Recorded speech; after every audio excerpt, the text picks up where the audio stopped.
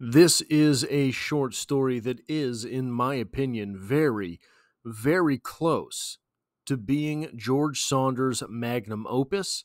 But I think the one thing stopping it from being George Saunders' magnum opus is George Saunders. Welcome to Strip Cover Lit, where we squeeze the bigger picture out of literature. I'm Adrian Ford, and we are here for another short story discussion, that will occur in three playlists here on the channel. Number one, the short story discussion playlist. Number two, the George Saunders playlist. But number three, the short story by short story read along of 10th of December by George Saunders. This video will have three separate sections. So, what happened? A recap of the story, a literary criticism of the short story, and then finally a writer's corner portion of the video where we talk about what are some things we can take away from this short story as writers. Now, what happened in this short story? Our protagonist, Mike, is going back home to see his mother. He is a veteran. He was in, as he says, the war. Maybe you've heard of it. His mother, who seems to be a hoarder and a bit rough around the edges. While they greet each other, a man comes down the stairs. It's his mom's new man, Harris. Different than her old man, but still a bit strange, and every bit as rambunctious as Mom herself. While our narrator is having a conversation with Harris, Mom in the other room, Harris lets it slip that Mom is sick. Then Mike goes to see his sister, and he's hiding in the bushes for a while to spy on said sister. Let's see, this is better framing here. Then he's spying on her because her rich husband doesn't like him. She catches him and tells him to, brief conversation, tells him to go see his own kids. When he gets back to Mom's house, she is being evicted, and Mike assaults the landlord, makes a split-second decision to go ahead and commit assault. That is something we will see time and again with Mike. Then the sheriff shows up with some mover stuff, and all of Mom's stuff is hauled off into the front yard, tossed out like trash. Mike is so mad that he puts Mom and Harris back in the house and then starts a small fire before putting it out. Then he goes and steals some mystery tag thing and tries to see his own kids. Also, he's a veteran. I don't know if you've heard, he's a veteran. Don't forget, this man is a veteran. His mom keeps bringing that up, but he is a veteran who has been court-martialed. The rest of the story is basically Mike spiraling out of control until the sight of his mother being weak absolutely breaks him, and he says, almost as if in prayer to himself, an incantation of sorts, he begs his family to bring him home. He begs them to bring him home. What does home mean? Now, one of the things that was very interesting to me in this short story, I'm going through Ernest Hemingway's short stories right now as well, and this short story actually is kind of set up the same-ish way as the video that I'm making tomorrow, The Big-Hearted River Part 1 with Nick Adams, but it's also very, it reminds me a whole lot of A Farewell to Arms. We have the narrator here, Mike, who is a war veteran, who has been injured in his way, and who has maybe some difficulties with keeping the lid on, if you will. Towards the end, so we don't have a whole lot of idea about what's going on with him, why he's melting down. At the end of the short story, we have that big comparison that he goes on. He's talking about all of this stuff. and basically having an emotional breakdown while he is talking about cleaning out somebody's backyard and all of the tadpoles.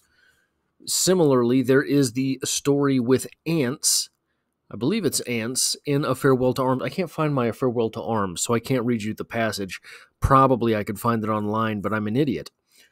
Moving on. So the court martial.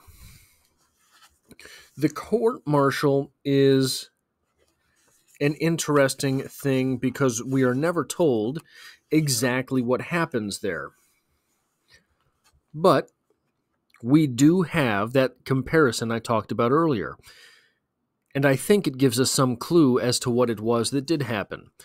He was court-martialed for something he did at war. You presume it was something particularly heinous. As Mike is absolutely spiraling out of control, we get this. Coming up Gleason, I had that feeling. My hands and feet didn't know exactly what they wanted, but they were trending toward push past whoever blocks you, get inside, start wrecking shit by throwing it around, shout out whatever's in your mind, see what happens. I was on like a shame slide, you know what I mean? Once, back in high school, this guy paid me to clean out some gunk from his pond. You snagged the gunk with a rake, and then rake hurled it. At one point, the top of my rake flew into the gunk pile. When I went to retrieve it, there were like 1,000,000 tadpoles dead and dying at whatever age when they've got those swollen bellies like little pregnant ladies. What the dead and dying had in common was their tender, white underbellies had been torn open by the gunk suddenly crashing down on them from high. The difference was the dying were the ones doing the mad, fear gesticulating. I tried to save a few, but they were so tender, all I did by handling them was torture them worse. How can we say what the court-martial was from this? Well, this is as Mike is spiraling. Mike comes to this realization, comes to this flashback. Why does he come to this flashback? He comes to this flashback because it is something that is being triggered from inside of him. It is something that he knows, he feels, that is connected to where he is right now. Where he is right now is sending him back to this story. The connection between this and that story is the tadpoles, is the suffering. So whatever it is in this story that sticks out as odd or weird will be the thing that is actually related to Mike's problem with spiraling out of control. It seems as if Mike is maybe suffering from PTSD over the things that he had done at war. If you have read any literature about Vietnam, these are the types of things that you will read about in those stories. Someone had done something heinous at war, or witnessed something heinous at war, or had been through something heinous at war, comes back, all of a sudden they're in quote-unquote the civilized world, and there's moments where they cannot control flashing back to that thing. So what is it in this story? I think it's this. There were like 1,000,000 dead tadpoles, dead and dying, at whatever age they are when they've got those swollen bellies like little pregnant ladies. Tadpoles don't look like little pregnant ladies. That's a weird way to describe a tadpole when it's going through that stage. There are 1,000,000 things you could tie it to. It looks like a tennis racket. It looks like X, Y, or Z. It looks like a tennis ball in a sock. Anything that you wanted to compare it to, you could. But you chose little pregnant ladies who have their white underbellies torn open by the gunk coming down from on high. I think that court-martial is about something to do with murdering little pregnant ladies, a pregnant lady, something like this, right? There's a reason that gets brought up here. And the difference was the dying were the ones doing the mad fear gesticulating, whereas in people, it's the living that are doing the mad gesticulating, which is what, in this story, Mike is actually doing. Now, that brings up the question of me vox min or me vox max. What do you think these things are? Personally, with this short story, I never got to a great conclusion other than to just sort of, I guess, interpret that what is going on there is that it is Mike's dereliction towards distraction or Mike's dereliction towards something to dull the anger, right? So if you take the me vox min, me vox max as a metaphor for alcohol or drugs, it makes a little bit of sense. Because then you have somebody who's struggling with these things escaping, strangely, in the middle of his day. Remember, he's got to go, the first time, he's got to go see his kids at 8 at night. He escapes in the middle of the day to go find these things. He doesn't know what they are, but he takes one. And then shows up to see his kids. He takes something like this. If we accept this as a metaphor for drugs or alcohol, he's going and getting plastered before the one thing that he knows he needs to do but doesn't want to do, go see his own children.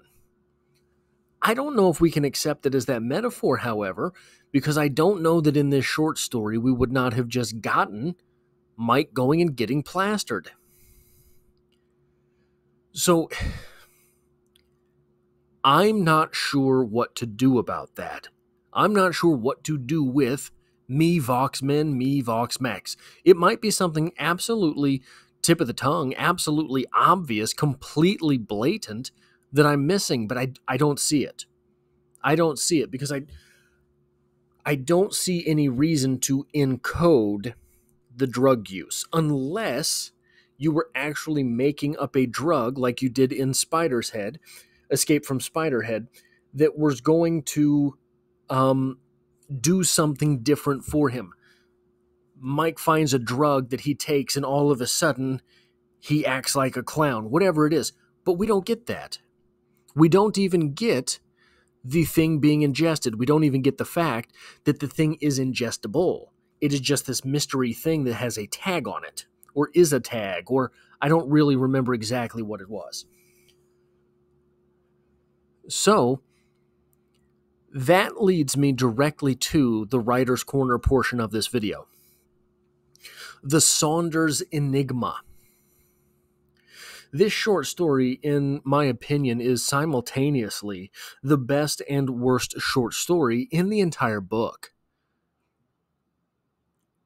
This story proves to an extent that Saunders has the stuff to really write that gripping material, to really write classics level literature. He could be touching on Hemingway level stuff. He could be touching on Faulkner level stuff. I don't think any of this rises to that occasion. He could have written that story, made this very particularly wrenching. So why make it weird? There's some of the stuff in here that just doesn't make sense. Some of the characters that should be straight are played crooked. Some of the moments just don't add up. You've read the story. Mom and Harris being quirky characters makes sense. Passing off the ex's new husband as a quirky character doesn't really. The adding in the quirky details about the sheriff, thank you for your service. Thank you for your service. Every time it's mentioned, doesn't really make sense. It works in the story, absolutely, but it just takes the edge off of something that could be a very compelling story. What that part of it comes down to for me is The choice of narrator can make or break a short story. The reliability of this narrator is questionable, but we never feel as if he is lying to us to get over on us. We never really, he's a dark character who's passing off this very goofy story. And I think that there is room in this story for more darkness, not less. On top of that, the idea of the Me Vox Men, Me Vox Max. Why? I'm willing to accept it, right? But so here's the writer's note, the writer's corner portion of this. Do not let you get in the way of you. Eventually, you will discover your own voice. You will write in a way that you feel is uniquely you.